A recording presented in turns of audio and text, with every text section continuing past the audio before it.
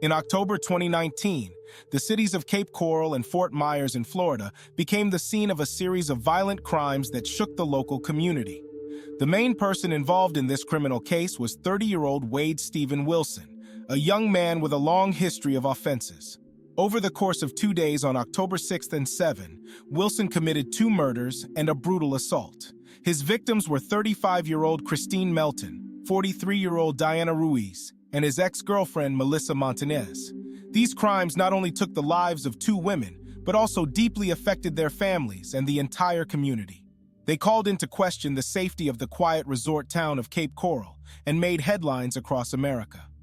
An investigation into Wade Wilson's actions on October 6th and 7, 2019, revealed chilling details of his life and crimes. This story highlights Wade Wilson's complex past, including his troubled childhood, youthful run-ins with the law, and toxic relationships with women. It also reveals the role of his biological father, Stephen Testasecki, who was forced to turn his son into the police to stop a bloody series of crimes. The Wade Wilson case raised the question of how the justice system and social services allowed a dangerous psychopath to remain at large and wreak havoc for years. Wilson's trial was one of the most high-profile in Lee County history.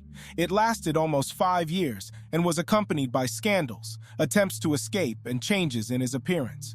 The jury had to reach a verdict against a man who openly bragged about his crimes and threatened to commit new ones if he was released. Not only did the fate of the brutal killer depend on their decision, but also the sense of justice and safety of the entire community. Wade Stephen Wilson was born around 1994 to a dysfunctional family of teenagers who were too young and immature to raise a child. His biological father was only 14 or 15 years old, and his mother was a year younger. Realizing their inability to provide adequate care for the child, Wade's biological parents decided to give him up for adoption to a couple, Candy and Steve Wilson, who already had 2 daughters and attended the same church as Wade's maternal grandparents.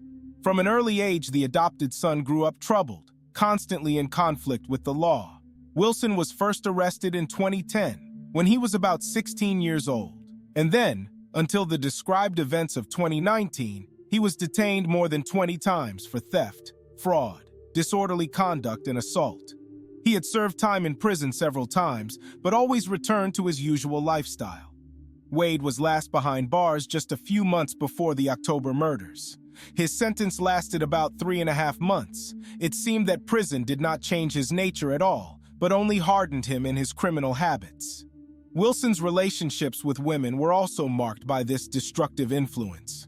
He repeatedly showed cruelty to his girlfriends, beating them, raping them, and threatening to kill them. Wade's ex-girlfriends described him as a monster who pretended to be sweet and loving at first, but then made their lives hell. One of them even warned that if Wilson was not stopped in time, he would certainly kill someone. Unfortunately, her prophecy came true with eerie accuracy. 6 months before the tragic events of October 2019, Wade resumed his relationship with 23-year-old Melissa Montanez. Despite his violent behavior, Melissa continued to give him chances. She endured beatings and betrayals, hoping that his assurances of love were sincere. Wilson often justified his aggressive behavior with drug use and mental illness, and Melissa wanted to believe that he could change.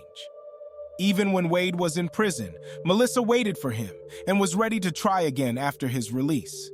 However, over time, she began to realize that Wade's attractive appearance hid an emptiness and that her own life could be in danger because of this relationship.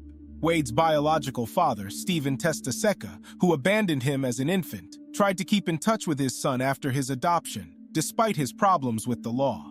Stephen often gave Wade money, neglecting his own needs. He became Wade's go-to person in times of need, especially when he was running from the police or in need of financial assistance.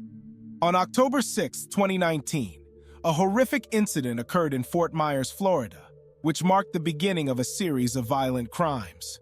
The temperature that evening was seasonally warm, 84 degrees Fahrenheit, about 29 degrees Celsius.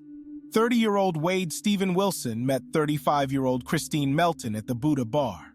They quickly hit it off and went with Christine's friends to continue the party at the house of their new friend Jason. There, passion flared between Wade and Christine. When Christine was alone with her new lover on the morning of October 7th, he brutally murdered her by strangling her in her sleep, wrapping her body in a sheet, and stealing the victim's car, a gray Dodge Hellcat. This crime was only the beginning of Wade Wilson's bloody odyssey. A few hours later, he would attack his girlfriend, Melissa Montanez, who would barely escape the enraged sadist. Soon after, Wilson would murder his second victim in cold blood, 43-year-old Diana Ruiz, a mother of two whom he tricked into a stolen car, strangled, and then ran over several times while she was still alive, turning her body into a bloody mess. Read more about the events of that evening. Wade Wilson was partying with his girlfriend Melissa Montanez at the Buddha Bar in Fort Myers, Florida. Around 20 o'clock, a quarrel broke out between the couple. Melissa categorically refused to go to someone's house, as Wade wanted. Enraged, he allegedly went to her Dodge Hellcat to get his things, but instead got behind the wheel and fled, leaving the girl at the bar. As it turned out later, Wade met and hit it off with 35-year-old Christine Melton at the Buddha Bar. He went with her to the house of their mutual friend Jason, where the group continued to party. In the early morning hours of October 7th, when the guests began to leave, Kristen was left alone with Wade. Christine's friend Stephanie did not notice any warning signs in their behavior, and Christine herself assured her that she was fine. After waiting until Christine fell asleep, Wilson brutally murdered her. He strangled her, wrapped her body in a sheet, and tried to sneak it out of the house, but the stiff corpse was too heavy for him, so the killer simply left it at the crime scene, stole the victim's phone and car, and disappeared. The police later found out that before he fled, Wilson tried to load Christine's body into the trunk of her car, but was unable to lift it because, according to him, rigor mortis had already begun. Around 8:30 a.m. on October 7th, Wilson arrived at the Mila Salon Beauty Salon in Fort Myers in the Dodge Hellcat he had stolen from Christine. His girlfriend, Melissa Montanez, with whom he had had a fight the day before, was waiting for him. Wilson demanded that she get into the car with him, but Melissa refused, which enraged Wade. Right in the middle of the street, he attacked the girl with his fists, knocked her to the ground, and began punching her in the face, biting her ear and grabbing her throat. Wilson was so blinded by aggression that he did not even put the stolen car on the parking brake, and it rolled forward, crashing into another car. However, Melissa was lucky to break free and escape from the enraged sadist. She ran into a nearby establishment, begging for help. Wilson called the police, which eventually scared him. He jumped back into Christine's car and fled the scene. The police took the beaten and injured Melissa to the hospital. The only thing the frightened woman could think about was whether she would live to see her son's 15th birthday, whom she had not even had time to congratulate that morning. Fleeing from the pursuit, Wilson drove more than 6 miles from Fort Myers to Cape Coral, where he turned to his business acquaintance Josh, with whom he had once worked, for help. Wade begged to borrow money for a bus ticket to get out of town. When Josh refused, an agitated Wilson exclaimed, "No, you don't understand, Josh. I killed people yesterday." Shocked by what he heard, Josh left the office and immediately called the police. Law enforcement officers who responded to the call were unable to immediately locate Wilson. While they were searching the area, they received disturbing news. That same morning at about 8 o'clock, 43-year-old Diana Ruiz, a mother of two, disappeared. The woman did not show up for her usual morning shift at the local Moose Lodge Club, which was extremely uncharacteristic of her. Later, her empty wallet was found on the side of the road. The police classified Diana's disappearance as suspicious and began searching. In the evening, Wade's worried father, Stephen Testasica, told investigators about his son's calls. During the first conversation, Wilson confessed that he had done something terrible and that the two people would never come back. He called himself a murderer. However, Stephen took this as another dark fantasy of his son and did not attach much importance to it. It was only during the second call, when Wade described his crimes in detail, that his father realized the gruesome truth. Wilson told how he met the girl in a bar, took her home, and when she fell asleep, strangled her. Later, he tried to load the body into the trunk of the victim's car, but was unable to do so because of rigor mortis. Instead, the killer simply left the body in the house, took the keys, and fled in a stolen car. Wade picked up his second victim on the street, allegedly asking for directions. As soon as the woman got into the car, he immediately attacked her and strangled her while driving. Then he found a deserted place, pulled the still-living victim out of the car, and ran her over several times, turning her body into a bloody mess. After hearing this gruesome confession, Stephen Testaseca could no longer remain silent. He felt compelled to stop his son before he destroyed more lives. After calling a taxi, the father found out where Wade was hiding and passed this information on to the police. Around 10 p.m., a SWAT team surrounded the house where the fugitive had illegally entered. The owners had just left for a vacation in Ohio that morning. After half an hour of negotiations, Wilson finally opened the door and surrendered to the authorities. On the morning of October 7, 2019, shortly after Wade Wilson's attack on Melissa Montañez, Fort Myers police arrived at the scene of the incident near the Mila Spa Beauty Salon. There, they found a battered Melissa, who described in detail the attack by her ex-boyfriend and said that he fled in a black Nissan Versa. The victim also described Wade's history of violence and drug addiction and expressed fear that if he had managed to get her into the car, he would have killed her. According to her, Wilson repeatedly threatened to kill her during the attack. At the same time, Cape Coral police received a report of the suspicious death of 35-year-old Christine Melton at her home on Tudor Drive. At the crime scene, they found the body of a strangled woman wrapped in a sheet and bound with her own clothes. The house showed obvious signs of a struggle, and the victim's car was missing. This gruesome discovery prompted the police to classify the case as a murder. During questioning, Melissa Montañez recalled that Wade had called her that morning from a number that belonged to Christine Melton of Cape Coral. This clue led investigators to believe that there was a connection between the attack on Melissa and Christine's murder. Police launched a large-scale search for Wade Wilson, using all available resources. In the late afternoon, law enforcement officers learned that 43-year-old Diana Ruiz had gone missing in the Cape Coral area. The woman went to her usual morning shift at the Moose Lodge Club, but never showed up for work. This was highly uncharacteristic of a responsible mother of two. When her wallet was found on the side of the road, concerned police reported Diana missing and began searching. Fort Myers police officer Tim McCormick received information about Melissa's beating and spotted a car and driver matching Wade's description in the parking lot of a Joe's Crab Shack. To ensure a coordinated response and his own safety, Officer McCormick quickly called for backup. However, Wade managed to escape, driving more than 6 miles from Fort Myers to a business on Hancock Bridge Parkway in Cape Coral. In desperation, Wade turned to Josh, a businessman he knew through a previous employer. He begged for money for a bus ticket out of town. When Josh refused, Wade said in a state of agitation, "No, you don't understand, Josh. I killed people yesterday." A stunned Josh went outside and immediately called the police, while Wilson hid somewhere in the backyard. The police quickly arrived on the scene but were unable to immediately find Wade. During the search, Cape Coral police learned that Wade was also wanted by Fort Myers police for the assault on Melissa. Cape Coral officers set up a perimeter and conducted a thorough search, but Wade remained elusive. That evening, authorities got the breakthrough they had been hoping for.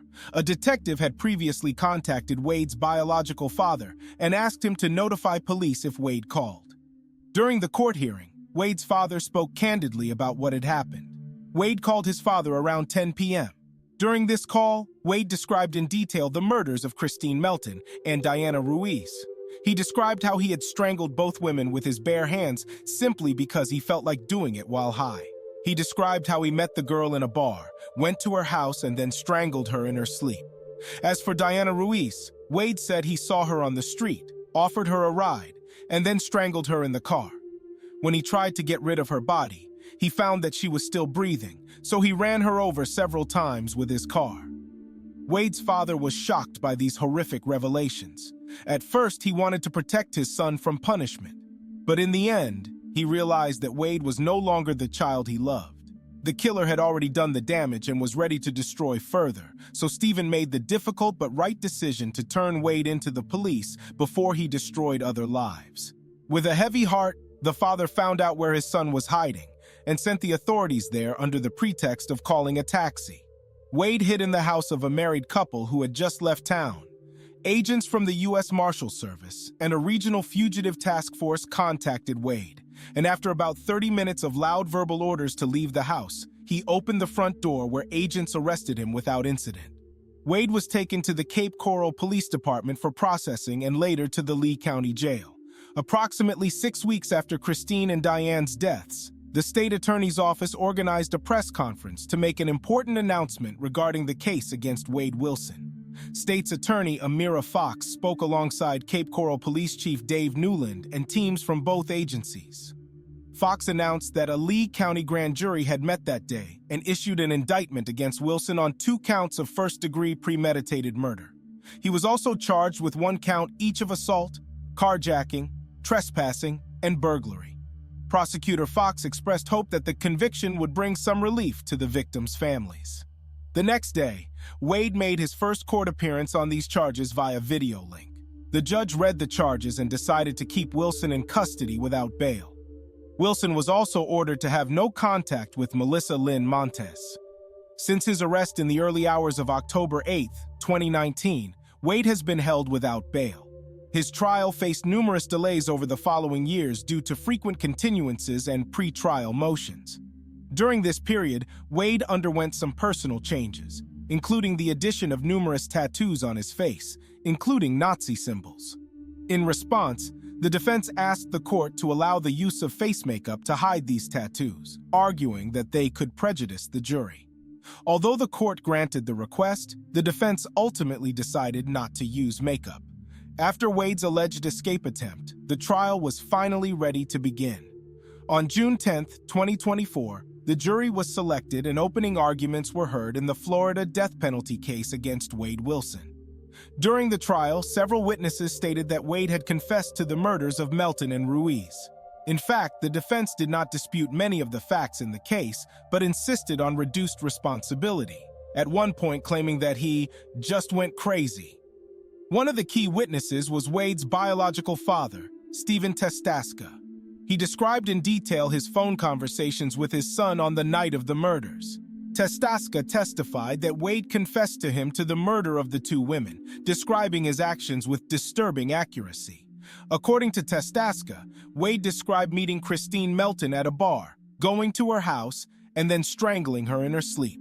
As for Diana Ruiz, Wade said he saw her on the street, offered her a ride, and then strangled her in the car. When he tried to get rid of her body, he found that she was still breathing, so he ran her over several times with the car. Wade's father also spoke about his internal conflict about handing his son over to the police.